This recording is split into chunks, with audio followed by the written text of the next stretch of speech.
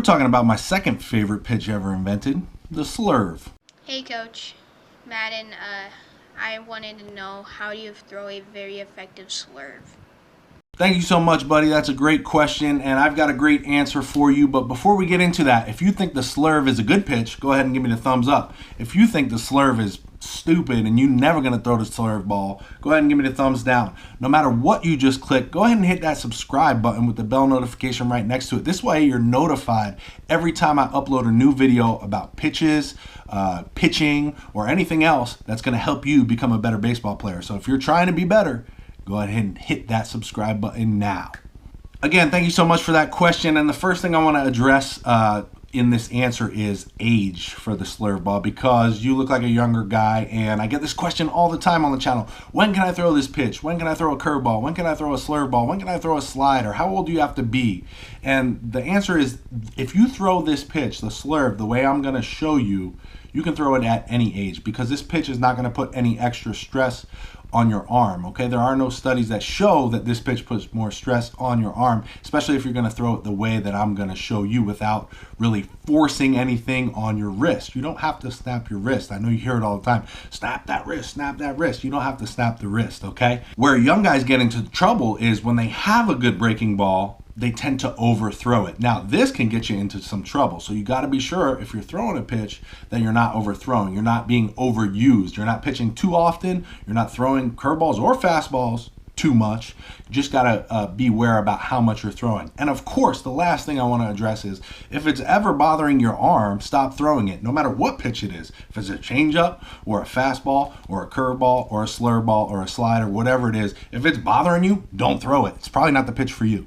All right, so let's get into it. Let's talk about the grips. First grip, this is the way I threw it. Now, I have an advanced sinker and slider training course, but my slider was actually a Slurve. I just called it a slider. Other people called it a slider, so I called it a slider.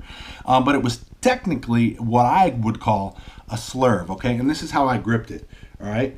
So you can see my middle finger is on the horseshoe right here on this lace.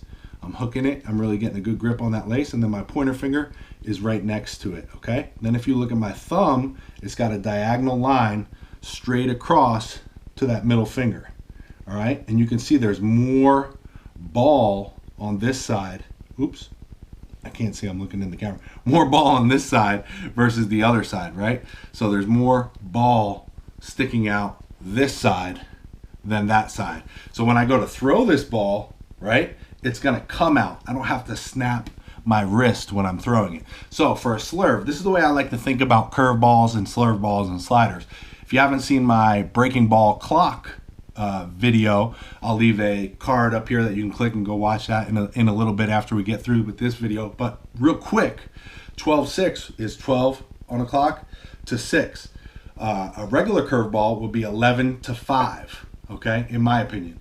A Slurve ball would be like 10 to 4. So we're just getting more horizontal movement versus up and down movement. Okay, does that make sense? So a Slurve ball is going to be a little bit more horizontal. So for that, we're just going to release it more on that axis, right? So that 10 to 4 axis. So when I come through, boom, right here, and if I throw it with enough arm speed, it's going to come out. Again, I don't have to snap it or force it. If I just grip it here and I got a good grip, I'm pretty deep right here, and if I throw it hard on that axis, the ball is going to come out, boom, and I'm going to get 4 laces spinning on that 10 to 4 axis, and the magnus effect is going to bring that ball down and move on that 10 to 4 plane that we're talking about. Now, when is a good time to throw this pitch? You can really throw it in any count. In fact, that's your job as a pitcher, is you want to be able to throw all of your pitches in every single count. You want to be comfortable enough to throw all your pitches in every single count. But some good times, some typical times that you could use it is 0-0, right? If you know that guy's a first pitch swinger, or maybe he's a first pitch taker, especially if that ball has a little bit of bend in it and he's a smart hitter, he's going to take it. So depending on what type of hitter that guy is, an 0-0 pitch might be a good time to flip a Slurve ball in there. You could also throw it in a 1-1 count. In the 1-1 count, typically you want to throw your best pitch of the day for a strike. So if your best pitch of that day is your Slurve ball, then throw it for a strike. Why do we want to throw it for a strike there? Because then we're going to get to 1 and 2 and we're sitting for a strikeout, versus 2 and 1, we're in a hitter's count and probably going back to a fastball. We can also throw this slurve in an 0-2 count, right? Or 1-2 count as an out pitch. We want to start this pitch and make it look like a strike and then expand the zone, meaning it's starting low in the zone and looking like a strike, and then it bites and comes out of the zone, because as a hitter, in a 1-2, 0-2 count, they're trying to protect the plate. Anything close, they got to swing at, right? So if it looks like a strike coming in and then breaks out of the zone, we expand that zone, they have to go and chase that pitch because they think it's a strike. So it's a great out pitch as well. I hope you guys liked that video. I hope it answered your question. Again, if you haven't checked out my advanced sinker and slider training course, go ahead and check it out now. It's on sale. I'll leave a link down below. Also, I got the Christmas sale on all my programs until December 24th, 2017. You can get all my programs for $75. Okay, that's a huge discount. I'll leave the first link in the description. That'll be for that. Okay, you're gonna get advanced sinker and slider training, advanced forkball and splitter training, pitching 365.2, bat speed secrets, swing plane secrets, pitching velocity secrets. You're getting them all for only $75. So Merry Christmas. I hope you guys like that. I almost forgot the 100,000 subscriber giveaway contest. Now, if you're interested in winning one of anything on my website for free, shipped anywhere in the United States of America, there's 2 ways to get your name in here and your chance to win. The first way is to send me a question on video. Take your phone, record yourself asking your question, and if it's a good question and I use it in a video just like this one, your name is going in here and you're gonna get your chance to win.